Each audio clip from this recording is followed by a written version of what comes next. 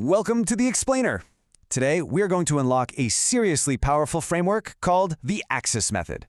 Think of it as a strategy to make your writing way more persuasive, your arguments more logical, and your paragraphs, well, pretty much unbeatable. All right, let's dive right in by looking at a super common problem, one that can really weaken even the most well-researched piece of writing. You know the feeling, right?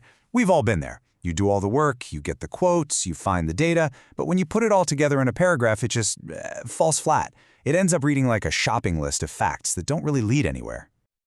It's so frustrating. You know your evidence is solid, but for some reason, it's just not hitting the mark. But what if I told you there's a strategic way to build your case piece by piece to make it completely airtight? And that brings us to the solution. We're going to start thinking about writing a paragraph like a lawyer presenting a case in court. Because, it's not just about the evidence you have, it's all about how you present it. I love this because it's such a brilliant shift in perspective. It casts you, the writer, as the lawyer for your argument. Your evidence can't just be dropped in there. You have to introduce it, explain it, and connect it to everything else if you want to convince the jury, who, in this case, is your reader. So the AXES method is basically your blueprint for building that rock-solid case. This table breaks it down perfectly. Your assertion is your big opening statement. The example is the hard evidence you bring forward. The explanation is your detailed analysis of that evidence. And the significance? That's your powerful closing argument. Okay, so let's actually break these 4 elements down. Really understanding what each one does and why you need all of them is the absolute key to making this work. What's so great about AXES is that it creates this really clear, logical path. It takes your reader by the hand and walks them step by step from a specific claim, shows them the proof, and then makes sure they understand why it all matters in the grand scheme of things. Okay, first up, assertion. This is basically the mini thesis for your paragraph. And it's not a fact. It has to be a confident, arguable statement. So you wouldn't just say, dogs are popular pets. That's a fact. You'd say, dogs make better pets than cats. See? Now that's a claim you have to prove. Next is your example. This is your proof. This is where you bring in the goods, the hard data, the expert quote, the specific scene. And just remember, the more specific and relevant your evidence is, the more powerful your analysis is going to be. Now listen up, because this right here, this is often the most important part of the whole paragraph, and it's where a lot of arguments just completely fall apart. You can't just drop in a quote and move on. You have to connect the dots for the reader.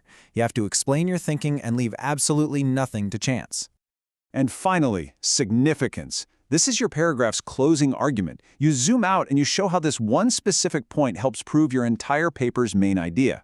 You're directly answering that question that's always in the back of your reader's mind. Okay, I get it. But so what?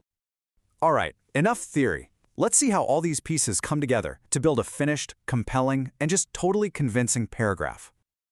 Okay, check out this model. It kicks off with a really bold assertion, marked with an A.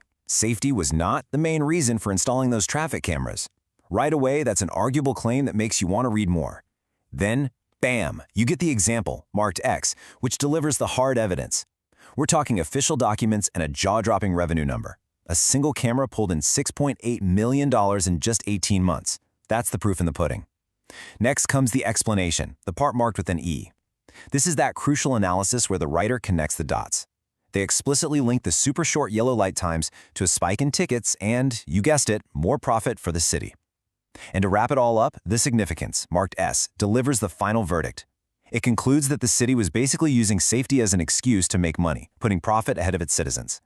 See how every single piece builds on the last one to create a case that's almost impossible to argue with? Now for what might be the best part. Let's talk about a super practical technique you can use, like right now, to diagnose and seriously improve your own writing. I love that idea of tricking your eyes, because the key to really effective self-editing is finding a way to see your work fresh, to look at its structure, its skeleton, instead of just getting lost in the words. And this next trick, it's a total game changer.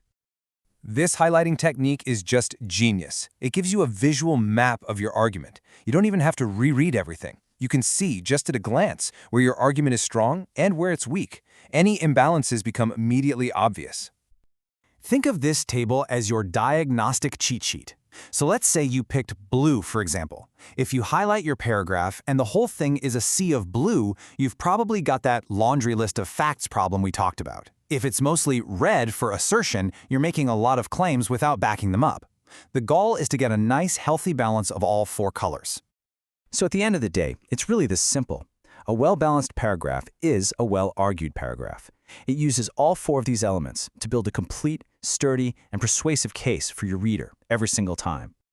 So by using the AXES method as both a way to write and a way to edit, you're not just putting words on a page anymore. You are consciously and very deliberately building arguments that are designed to convince, to persuade, and yeah, ultimately, to win.